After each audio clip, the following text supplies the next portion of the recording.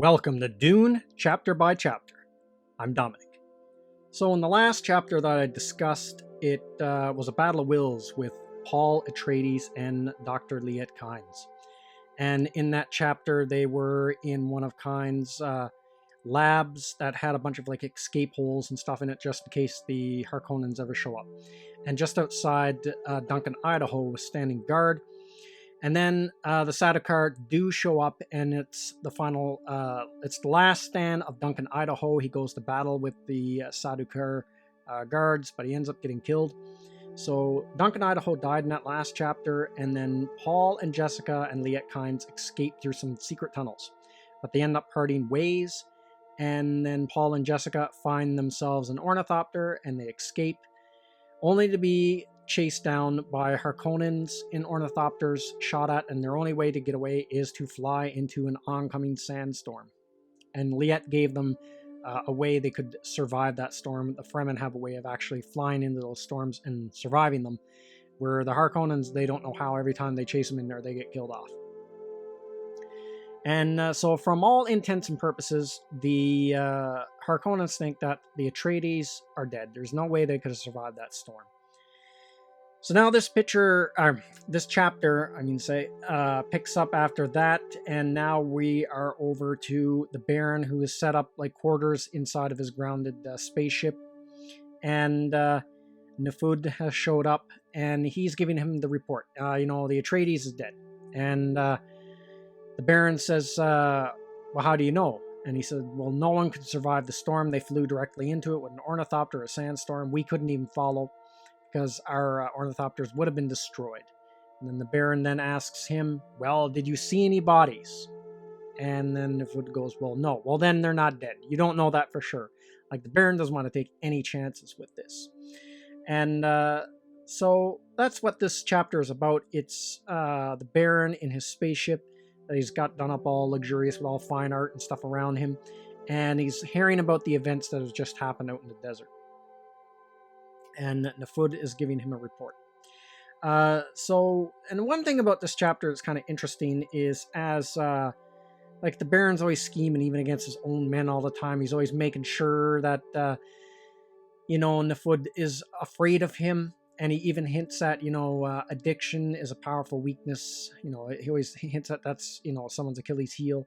It's kind of like a double meaning to Nefud, because Nefud is addicted to the Smuda music drug, and actually he was just doing it before he came to the Baron's quarters, because he was still almost like in a zombified state when he shows up there. So everything in this chapter we learn is that Liet Kynes, they're going to plan on killing him. They make a plan, well, we got to kill this Liet Kynes because they got reports some Liet Kynes might be helping the Atreides. So the Baron decides, well, we got to kill him. But Nefud says, well, hold on a second now. We can't just kill him. That's one of the Emperor's guys. He's like appointed here by the Emperor. It'd be like killing one of the Emperor's men. That'd be crossing the line. So Liet Kynes says, well, we'll make it look like an accident somehow. That's what we'll do. We'll make it look like he died somehow accidentally. And then we also find out in this chapter that Hawat has indeed been captured by the Harkonnens. And right now he's being held by the Sardaukar. And so everyone's assumed that they're just going to kill him off because he's an Atreides. That's what Nefud assumes, but then the Baron basically calls him an idiot and calls him a fool for it. He says, no, he said, Hawat's like one of the greatest mentats out there. He said, you just don't throw away a mentat. I don't have a mentat anymore.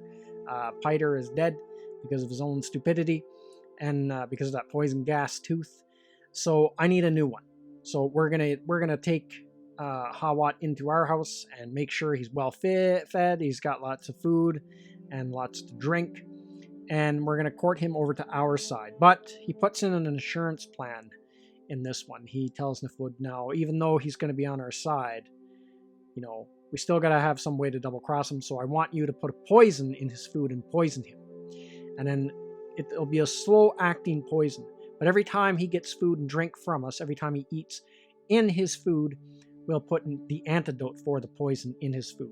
So it's an antidote that even a poison snooper, if he tries to use a poison snooper to detect it, the poison snooper won't pick up the antidote.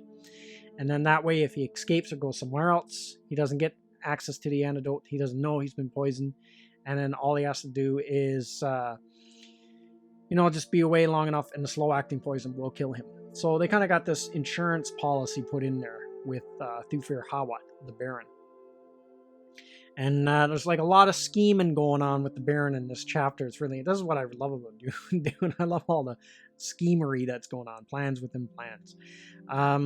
So that's their plans for Hawat. But they don't want the Sardaukar to know that they captured him. So he says, okay, we got to make it look like 2 accidents. But one, you're going to really murder Liet. Second one, going to make it look like Hawat died, but he's not really going to be dead. We're going to take him. He's going to be on our team now. And we're going to win him over somehow. So that is the Baron's plans for it. And then the other thing that happens in this chapter is the first appearance of the beast Rabban. We've heard about him in previous chapters, but now in this one, he actually shows up in person into the Baron's quarters, and he's described as being very squat and built with a gross face. It just says he's gross of face with big round shoulders. So he shows up. And now we get to see, he was in charge of Arrakis before, but the Baron had a lot of restrictions on him. And the Baron just basically thinks of him, he's nothing but a tank. That's all the beast is. The beast Rabban, he's just like this brutal tank that will just crush everything in his path. He just doesn't have he lacks a lot of the intelligence and nuance and all the other stuff that feyd-rautha has, because this is the second nephew of the Baron, the beast Rabban. So his plans for Rabban, he tells Rabban, I'm going to put you in charge of Arrakis again. You're going to be in charge of Arrakis. And this time, there will be no restrictions. You can just let loose on the planet. This is the only thing I want. I want profit, and lots of it. Because as the Baron explains this chapter to feyd-rautha, the cost that it took them, how they crushed the Atreides was basically through just pure wealth. They just paid for all the military might, and with just sheer military might. And it was very expensive because to transport military on board a Guild Highlander costs a lot of money to the Guild. You have to pay a lot of money to the Spacing Guild. And so he says it's going to take decades for us to be able to pay back that, to recover that what we spent to destroy House Atreides. It's going to take decades of spice mining. And so he tells the beast, that's all I want out of you is just pure profit. And then I don't care what else. You do whatever you want. Just make sure the spice flows and we're making money. You can kill everyone you want. You can maim whatever you want. I don't care. Just steamroll these people. I don't care. So the Baron is, so Rabban's all lights up in the face. Oh, really? I can do whatever I want. So, of course, like all the other Harkonnen, he is completely sadistic, just like the rest of them. And so this gives him a lot of joy to know that he can actually do this. He can just go there and commit whatever heinous acts he wants on the populace. And but then we learn that the Harkonnen, they even got to watch out for their own family. So the beast even knows, he's even wary of the Baron, his uncle, even though he knows that it'll take a lot more for family to turn on each other and kill each other. But there's still, even though the family members might not kill you, they can still dole out some really harsh punishments. So he's even got to watch himself. And then the interesting thing is we learn what the Baron's plan is for the beast when he puts him to, so his whole plan is he wants the populace of Arrakis to absolutely hate and despise the beast Rabban. He's counting on this. So that's why he's giving them free reign to do whatever he wants. Because he wants the population to despise him. And so his plan is to introduce feyd-rautha. And feyd-rautha is going to be the savior of Arrakis. He's going to save the people from the beast Rabban. That's the show he wants to put off. And then he wants to put feyd-rautha.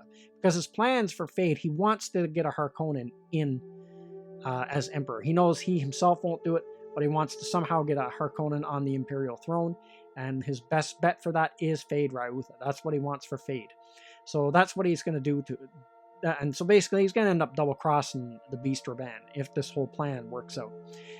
He's going to let him crush the populace, beat them into submission, and then he's going to introduce his other nephew, feyd-rautha, and feyd-rautha is going to be like the beautiful savior. He's going to be the slick talker. He's going to come in there and he's going to overthrow the beast and take his place and be the new beloved ruler of Arrakis and hopefully ascend to the imperial throne from there. So, interesting plan the Baron has going here. And how he's going to play politics and put on this political show. And then the beast, Rabban, he's just doesn't get it at all. His thinking is limited. He's just basically, that's what he is. He's a tank. He doesn't really, he just thinks, wow, he's letting me do whatever he wants. But he's not thinking, okay, well, why is he letting me do whatever I want? When before he didn't. There must be something up with this. But he doesn't. He's just delighted he gets to be a total tyrant on this planet. That's all he cares about. So, interesting stuff. I like this chapter, and this is the first appearance of the Beast. And be cool to see this on the big screen if they do this scene. So, that's everything I got to say in this video. Let me know what you think in the comment section, and I will see you at the next one.